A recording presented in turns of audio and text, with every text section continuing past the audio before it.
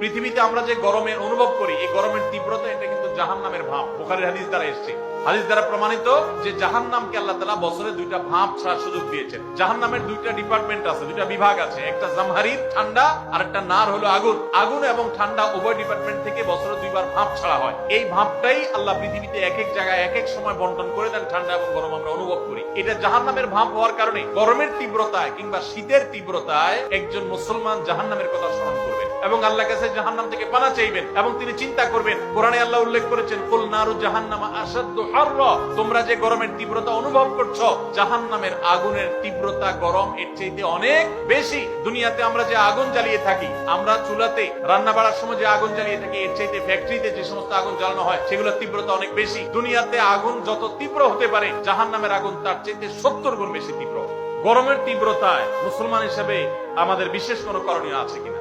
দেখুন, প্রচন্ড গরমের দাবদাহ চলছে, তাই না? কাঠফাটা রোদ চলছে এবং আমরা বিভিন্ন সংবাদ মাধ্যম থেকে জানতে পেরেছি যে এই বছর এত বেশি গরম নাকি পড়ার আশঙ্কা আছে, সম্ভাবনা আছে যে গরমে প্রচুর মানুষের হিট স্ট্রোক হতে পারে, অনেক বেশি মানুষ অসুস্থ হয়ে যেতে পারে, দুর্ঘটনা ঘটতে পারে। গত বছর হজে রেকর্ড সংখ্যক মানুষ হিট স্ট্রোকে মারা গেছে এবং আমরা হজে ছিলাম, সাইফুল্লাহ ভাই ছিলেন। এত গরম, এত কষ্ট, মনে হয় জান বের হয়ে যাবে। তো এরকম পরিস্থিতিতে একজন মুসলিম হিসাবে আমাদের কিছু করণীয় আছে কিনা? প্রথম হলো যে একজন দায়িত্বশীল এবং সচেতন মানুষ হিসাবে আমাদের যাতে হিটস্ট্রোকে আমরা যেন ক্ষতিগ্রস্ত না হয় তার জন্য চিকিৎসকগণ এবং সংশ্লিষ্ট বিষয় বিশেষজ্ঞগণ যে পরামর্শগুলো দিয়ে থাকেন সেগুলো আমরা খুব গুরুত্বের সাথে মেনে চলবো। আমরা জানি ভিটামিন সি, লেবুর শরবত ইত্যাদি এই সময় খুব বেশি উপকারী হয়ে থাকে, সেগুলো আমরা বেশি করে পান করবো। ইহুদিদের যে সমস্ত পণ্যগুলোকে আমরা শরবত বানায় খাই, ড্রিঙ্কস কিনে খাই, সেগুলোর পরিবর্তে আমরা লেবুর শরবত ইত্যাদি বেশি বেশি খেতে পারি। যে পরামর্শগুলো ডাক্তাররা দিয়ে থাকেন, স্বাস্থ্য বিশেষজ্ঞরা দিয়ে থাকেন, সেগুলো আমরা মেনে চলবো। যত সম্ভব নিজেদের দিকে খেয়াল রাখবো। এর পাশাপাশি মনে রাখবো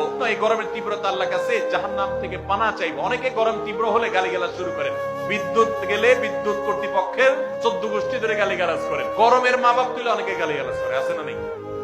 আর কিছু না হোক একটা নরমাল গালি দেয়, বউয়ের ভাইয়ের কথা বলে যে অমুকের গরম, বলে কি বলে না? তো এই ধরনের যে কথা বলা হয়, এগুলা অনেকে আমাদের নিজের অজান্তে বলি, যে গরমে সহ্য করতে না পারে গরমের মা বাপ তুলে গালিগালাজ করে দিলাম। তো এটা থেকে গরম কমবে? আরো গরম বাড়বে। কোন গরম বাড়বে? মাথা গরম হবে, মেজাজ গরম হবে, আরো গরম বাড়বে, লাভ হবে না। তিরমিজির একটা হাদিস আছে, যে জিনিসটাকে গালি দেওয়া যায় না, অভিশাপ দেওয়া যায় না, ওইটাকে যদি কেউ অভিশাপ দেয় তাহলে সে অভিশাপ তার উপর এসে পড়তা। এই জন্য ধৈর্য না হারানো, সবর করা। সেই সাথে গরমের তীব্রতা কমানোর জন্য প্রত্যেকটা মানুষ প্রচুর পরিমাণে গাছ লাগানোর চেষ্টা করবেন। আপনারা জানেন যে আমাদের দেশে যে পরিমাণ বনাঞ্চল থাকা দরকার, এগুলা নানান সময়ে কলকারখানার নামে, এগুলা নানান সময়ে নানা নামে নিধন করা হয়। আমরা নিজেরাও প্রয়োজনে অপ্রয়োজনে নিধন করি। ইসলাম সাদকায়ে জারিয়া হিসাবে গাছ লাগাইতে আমাদেরকে উৎসাহিত করেছে। মসজিদ বানানো যেরকম সওয়াবের কাজ, মাদ্রাসা বানানো যেরকম সাদকা জারিয়ার কাজ, গাছ লাগানো কিন্তু একটা সাদকা জারিয়ার কাজ। আমরা গত বছর আসুন্নাহ ফাউন্ডেশন থেকে 1 লক্ষ গাছ লাগিয়েছি সারা দেশে। আপনাদের নওগাঁ জেলাও লাগানো হয়েছে এবং সারা দেশে আমরা প্রচুর পরিমাণে লেবুর গাছ লাগিয়েছি, আম গাছ, পেয়ারা গাছ ইত্যাদি আমরা লাগিয়েছি।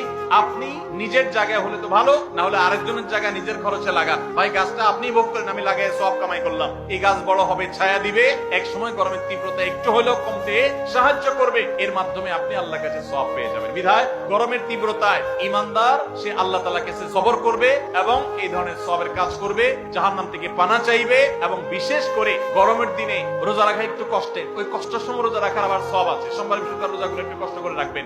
এবং সাধারণত গরমের সময় দিন অনেক বড় হয়, রাত অনেক ছোট হয়, এই জন্য এশার পর তাড়াতাড়ি শুয়ে গেলে ফজর নামাজ পড়াটা সহজ হবে। আল্লাহ তাআলা আমাদের সকলকে গ্রীষ্মকালীন যে আমলগুলো আছে সেগুলো গুরুত্বের সাথে পালন করার তৌফিক দান।